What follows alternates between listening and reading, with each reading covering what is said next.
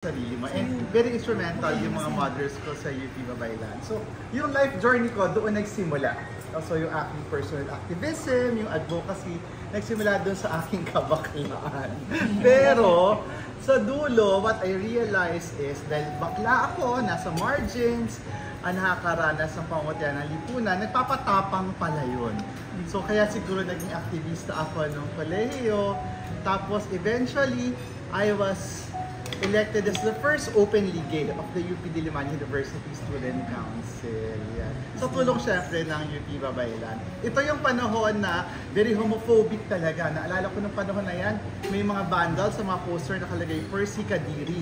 Kasi yan yung panahon na uso yung Yossi Kadiri campaign ng DOH. Tapos pag tinignan mo, bakit kaya siya Kadiri? Dahil ba tsaka siya? O Kadiri siya dahil bakla siya? Ayan. So, it was really a struggle. Even within UP nung panahon na yan, grabe yung discrimination. Pero natuwa ako that UP eventually embraced their first openly gay chairperson of the student council. So, mahalaga yun na to set an example para sa sumunod na henerasyon ng mga LGBT sa Pilipinas. And I'm very happy, a few decades after, UP elected its first transgender student council. So, and pag tinatanong mo sila, sabi nila, ayun mother, dahil binukas mo yung pintuan. Sabi ko, hindi pintuan yung binukas ko, bintana lang. Doon na tayo lahat pumasok. And I think this is what's happening now. No? Halimbawa, itong pagpunta ko sa Congress, parang pagbubukas siya ng pintuan, ng bintana, para nang sa ganun, madala natin yung agenda ng mga karaniwang mamamayan. My political life has always revolved around Akbayan. Matagal na akong miyembro ng Akbayan. After college, I work agad sa civil society. Nagtrabaho kasi sa NGO, yung Freedom from Debt Coalition. Na ang focus naman noon ay mas economic issues. No? And then later on, na-recruit ako ng Akbayan. Tapos ayun, doon na-in love na ako sa Akbayan. So this is after the millennium bag. Hindi ko alam kung sino makaedaran ko dito. No? So, di ba naalala niyo sa Ate Reggie nung makiat sa anong hotel nga?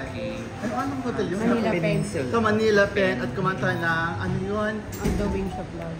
Oo, at saka it's written in the sand. Ayan. So, ito yung panahon na yan. So, I got involved. I was very active mula nung panahon noong era of impeachment, etc. So, that's how I got involved in Akbayan. Hanggang at a certain point, in 2009, I became the Chief of Staff of Risa Ontiveros. After 2007. So, prior to that, magkakilala na kami ni Risa. Tapos, when she was on her second term in Congress, and this was the time that they were planning to run for the Senate, sabi niya, Percy, I want you to be my Chief of Staff. So, eventually, noong 2010, when we finally ran, I was the first campaign manager of Risa Ontiveros. So, alam mo naman natin yung journey ni Risa, di ba? Very MJ Lastimosa and Pia Worshback. So, sumali ng 2010, natalo, lumaban uli ng 2013, tapos finally nanalo ng 2016. So I was the campaign manager ng first and second try. So no first try, she was number 13. No? Konti na lang. And bagitong-bagito ako na as a campaign manager and as a political organizer. So after that, na-appoint ako sa National Youth Commission. So I became a commissioner nung panahon ni Pinoy. Pag tinanong ko yung aking younger self, halimbawa if I ask myself noong 90s, magtatrabaho ka ba bakla sa gobyerno? Parang unimaginable yun for me. Pero when that time came, nung panahon ni Pinoy, na ito yung panahon ng reforma, ganyan, sabi ko, this is a good time to work in government. So I became part of NYC. Tapos yung mga advocacy natin, doon natin sinimulan yung advocacy for teen pregnancy. Kasi nung panahon na yan, ang Pilipinas, gold medal pagdating sa teen pregnancy sa buong Southeast Asia. Nakakaloka. So sabi natin, kailangan tutupan yan. Kaya eventually, we passed the reproductive health law. Kahit na masakit sa ulo. Tapos kasama dun sa advocacy natin, syempre, HIV and AIDS, at yung walang kamatayan, at hanggang kaglalaban natin na Social Equality Bill. No?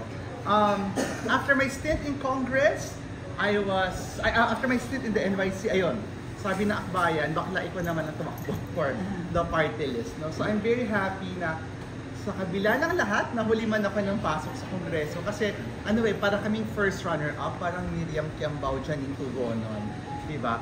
We were number 57 at ang finalist lang ay 56. No, so when one of the party lists was delisted, nakapasok yung Akbayan. So ako yung pinakabagong miyembro ng Kongreso. September 25 tayo nag-oath. So sabi ko ang ganon, I may be the newest member of Congress, pero I bring with me more than 2 decades of akbayan's experience in the House of Reps. So, big shoes to fill from Eta Rosales, Risa Ontiveros, Kakabang Ao, yan. So, asa kongreso tayo ngayon at pagpasok pa lang natin, ang dami na nangyayari. Pumasok ko sa gitna ng Quadcom. Pangalawa upo ko sa Quadcom, I got to interrogate Duterte. So, we also filed some landmark bills. Sa tingin ko mahalagang pag-usapan. Isa dito yung Kian Bill. Ito yung una kong piece of legislation na final para hindi na maulit yung nangyari kay Kian. Sa iba pang mga bagets, mga inosenteng bagets na din biktima ng drug war. And at the same time, yun din ang pang-araw-araw na pangailangan ng mga tao. Nag-file tayo ng bill on mining para nang salang din ang ating kalikasan at displace yung mga communities. Nag-file tayo ng bill ng right to care card. No? Itong right to care card, ito yung, nung pandemic kasi, I had a friend who got sick. Dinala siya, may cancer siya nung panahon na yon. Dinala siya sa isang ospital, pinasok. Alam naman natin nung panahon na yun, bawal magbantay, di ba? Tapos once in a while ka lang pwede bumisita, pero dapat ikaw ay family. So dahil mag-jowa sila, so pumasok yung jowa niya, dinala niya sa ER, nung pagbalik sa kanya ay nasa urn na. At doon sa 3 months na yon, hindi niya nakita yung jowa na kahit minsan. So, that's why it inspired us to file yung right to care card. Parang sinasabi dito na hindi man tayo legally kasal, binibigyan kita ng opportunity. Bibigyan kita ng kapangyarihan na mag-decide on behalf of me. Kapag ako ay may sakit, tapos binibigyan ka rin ng karapatan na ma-access, mabisita, maalagaan mo yung mahal mo sa buhay. So, ito inilaban namin sa QC. Nakakatawa, sinuportan ni Mayor Joy, bongga-bongga si QC ngayon. Kung may mga jowa tayo at taga-QC, mag-right to care card kayo.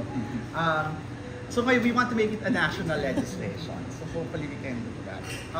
Yung pinakabago at pinakamaingay, itong mindful parking, no, nakakaloka. I'm sure mas alam nyo, ang dami palang insidente nung gano'n. Bawal tambay sa parking. Bawal tambay sa parking bill. Ang daming insidente pala nung gano'n na nagre-reserve ng parking, nagkakagulo, nag-aaway, nagpupuksaan sila sa parking. So, kung dati may road rage, apparently sa Pilipinas, merong parking rage. Ayan. So, warla sa parking. Tapos madalas ang debate, pwede bang mag-park? Or bawal ba magpa-reserve? Ayan. So, sabi natin, once and for all, isettle na natin ang debate, sabihin natin, actually, bawal. No? So, with this bill, gusto natin na i-penalize, parusahan yung mga mag-violate noong ating bawal tambay sa parking law should it become a law. So, ito yung mga pinagkakabalahan ng lola nyo ngayon. And then, yung pinaka-recent na final namin, yung bawal ang judgmental bill. No? Yung bawal judgmental bill, it removes the strict dress codes sa mga government offices na nag-access yung ating mga kababayan ng social services. So, hindi dapat na i-require na nakasapatos, nakapantalon, nagka-access ng social services. Ibig sabihin, nangangailangan, nagdaraho. Pero minsan, hindi sila pinapapasok kasi hindi daw proper attire. So, yan yung ating bawal judgmental bill. Hopefully, this will amend yung maraming mga policies sa mga government services na pinagbabawalan, hindi nakabihis ng mga kababayan natin sa kanilang standards na makakuha ng services. So, at lahat na ito, ginawa natin in the last 2 weeks. Nakakaloka, di ba? So tayo ay nakahabol, no? So, yung 2 taon, mahigit, almost 3 years na nawala, ay hinahabol natin dito sa remaining days natin na tayo ay nasa Kongreso. So, ang nasa harap po ninyo ay isang baklang kongresistang ngarag. Pero lumalaban. Ayan. Ayan po. Kung meron po kayong tanong tungkol po dun sa mga bills na i-final po ni Mother sa House, or meron po kayong mga personal na question tungkol po dun sa kanyang journey, pwede po natin siyang Ito na po ba close door? Yes po. Hello po. Anong gusto niyo i-address sa amin? Mother first? Mother na lang po. Okay. Mother, opo. Yung iba po ang tawag ay Congress Mother, yung iba naman ay Mother, pero mas carry po yung Mother first. Mother Percy, kumusta na po kayo? Salamat po at naimbitahan niyo kami. Magtanong ko lang po, kasi na medyo na in passing na sabi ninyo yung live, before the Akbayan. So, yung bago kayo naging abala or involved sa Akbayan parties, immediately before that, ano po yung buhay niyo? Well, I grew up, kasi probinsyana akong girl. So I grew up in Nueva Ecija, sa Cabanatuan. Sa akong Barrio Las, ang lakas ng Barrio Las, no?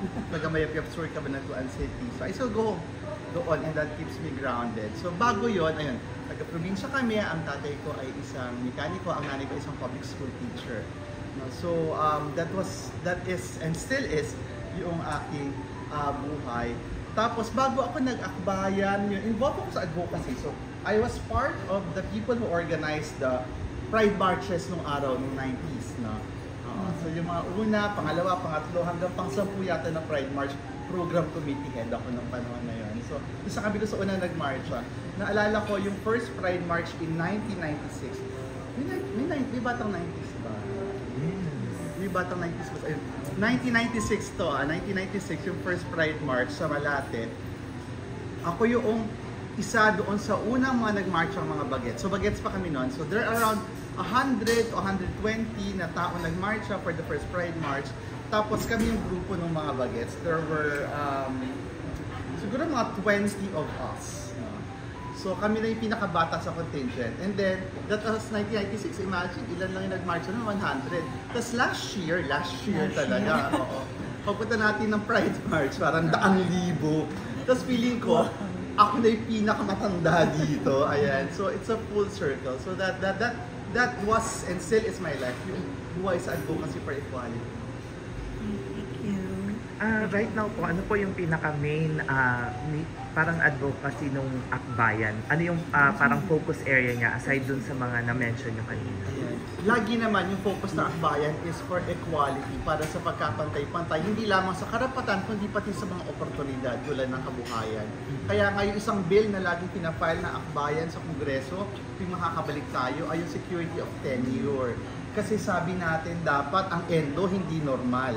Kasi ngayon parang yung endo nagiging normal na sa buhay ng mga bagets, di ba? Parang tanggap na ng mga tao na ganun talaga hanggang 6 na buwan, and then after 6 na buwan, susugiin ka na sa trabaho kasi hindi ka ma-regularize. So, isa yun doon sa gusto natin tutukan, yung katiyakan sa trabaho. At finally, ipagbawal na yung endo na yan.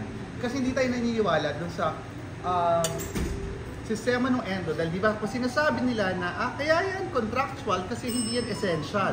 Pero di ba, halimbawa, sa isang fast food, yung nagsaserve sa atin, kung hindi siya essential, ibig sabihin, may linggo na pwedeng wala nagsaserve, may linggo na walang cashier, may linggo na walang kitchen.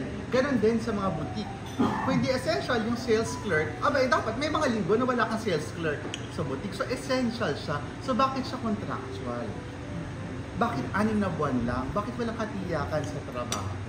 Kaya ganyan. So isa yun doon sa pinakamahalagang issue tinututukan natin, yung usapin ng trabaho at katiyakan doon sa trabaho. Siyempre mahalaga din sa atin yung usapin ng equality in terms of rights. Kaya nabanggit natin pagkakapatay-patay para sa LGBT, para sa kababaihan, yan, para sa mga nasa maralitang tagalunsod. Pero sa dulo, yung pangarap nating lipunan, yung lipunan na dapat may access ang bawat isa sa social services.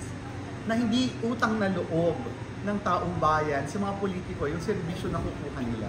Halimbawa, health service, di ba ngayon para pag may sakit ka, lalapit ka kay congressman para humingi ng guarantee letter. Pero hindi ba dapat ay dahil ikaw ay nagko-contribute sa PhilHealth, nagbabayad ka ng tax, kahit na hindi ka regular income taxpayer, ikaw ay nagbabayad dahil bumibili ka ng mga bagay sa grocery, may VAT ka, hindi ba dapat covered ka ng universal healthcare at hindi mo utang na loob yung serbisyo na ito?